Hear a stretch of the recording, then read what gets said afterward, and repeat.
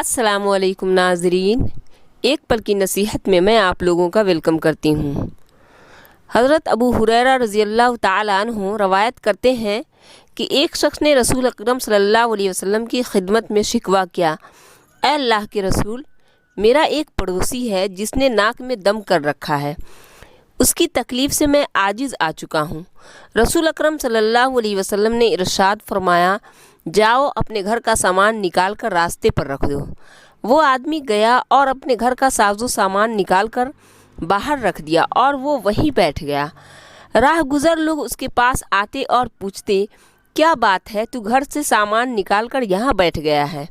جواب دیتا، میرا ایک پڑوسی ہے جس نے ناک میں دم کر رکھا تھا، میں نے رسول اکرم صلی اللہ علیہ وسلم سے اس کے بارے میں شکایت کیا تو آپ نے مجھے حکم دیا، جاؤ اپنے گھر کا ساز و سامان باہر نکال کر بیٹھ جاؤ۔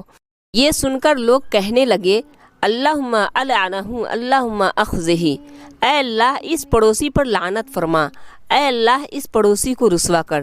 جب پڑوسی کو اس بات کی خبر پہنچی تو وہ اس آدمی کے پاس آیا اور کہا، اپنے گھر واپس ہو جاؤ، اللہ کی قسم اب میں تجھے کبھی نہ ستاؤں گا۔ ناظرین، اس حدیث سے ہمیں یہی سبق ملتا ہے کہ جب کوئی حد سے زیادہ بڑھ جائے اور جس کی شرارت سے ہم تنگ آ جائیں، بہت زیادہ اگر کوئی پریشان کر رہا ہو تو پھر اس کے لیے ایسا حل ڈھونڈیں، اس کے بارے میں لوگوں کو بتلائیں تاکہ وہ اپنے کیے پر شرمندہ ہو۔ اس طرح سے وہ اپنی غلطیوں کی اصلاح کرنے کی بھی کوشش کرے گا اور ہم اس کی پریشانیوں سے نجات پا جائیں گے۔ ناظرین، ویڈیو اگر اچھی لگی ہو تو ویڈیو کو لائک، شیئر اور سبسکرائب ضرور کیجیے گا۔ اللہ حافظ۔